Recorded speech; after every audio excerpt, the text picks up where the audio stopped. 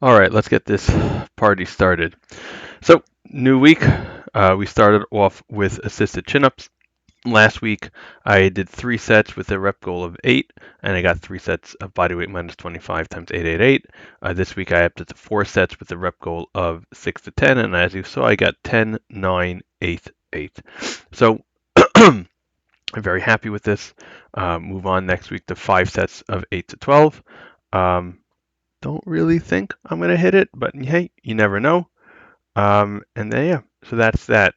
Um, and then probably after this set, after this exercise, we'll rotate it out for a wide grip pronated. So you'll see that I'll need extra assistance. All right. And then we moved on to the snatch grip Romanian deadlift.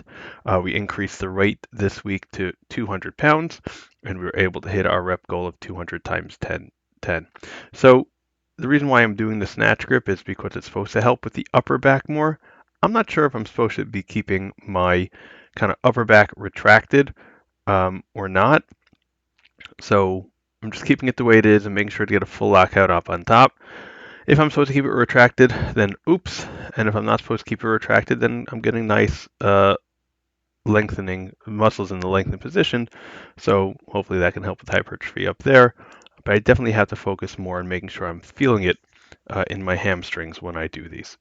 And then I moved on to the wide grip cable row. Again, this is meant to hit the mid traps. I was a little fatigued from the fact that I was, having a snatch grip right before because I do superset this with the snatch grip RDL. So I was a little fatigued. But as I discussed last time I did this exercise, instead of having the range of motion be that it has to hit my chest in order to be finished, in order to count as a completed rep, I'm kind of making that it has to come kind of close enough. Like my elbows have to either be right at my back or a little bit behind my back for it to count. And here's the weekend to fail. And then since this is my last set, I go for partial lengthened partials, just to kind of work out the last few reps over there. Then we worked on to reverse Nordic. So last week I did this at an angle of 25 degrees, and then the first set here I tried at an angle of 15. I was able to do it, and then I'm like, let me see if I can do it flat. And this is flat, and I'm able to do it. So I'm noticing myself some things on this form.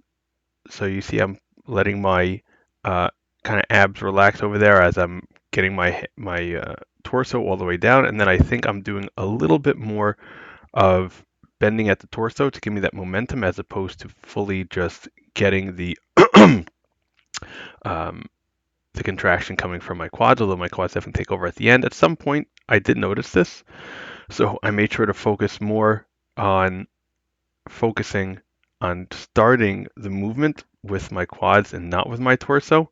Again, this is a work in progress. I was actually pretty impressed I was able to do it from a flat position. Definitely not comfortable on those ankles, but we're going to continue working on this. We're going to try to work on making that torso a little bit more rigid. Part of it is that when you go back, you're kind of scared. And then once your butt hits your ankles, you're like, okay, I can go back a little bit more in terms of the torso. We're going to work on trying to just keep that a little bit straight, or at least really make sure that we're focusing on pulling up from those quads. And then I did cable adductions. So this replaced the calf raises that I was doing. So this last exercise on, I think, day 3 and day 6 is kind of 6-week blocks instead of 12-week blocks for some of these minor muscles. So before the calf raises, I did cable hip abduction, where you bring it kind of away from your body, and this is bringing it to your body. Now your adductors are always going to be a little bit more strong than your abductors, but to get a well-rounded, not even a physique, but just have strength kind of really all around, because a lot of people on their squats, it's their adductors that kind of get, a little stretched, or a lot of people have adductor pain, but then you also need your abductors to be nice and strong, also to make sure that your knees aren't going out on those squats. So that was that. Hope you enjoyed the video. Like and subscribe, and we will see you next time. Have a wonderful, wonderful day.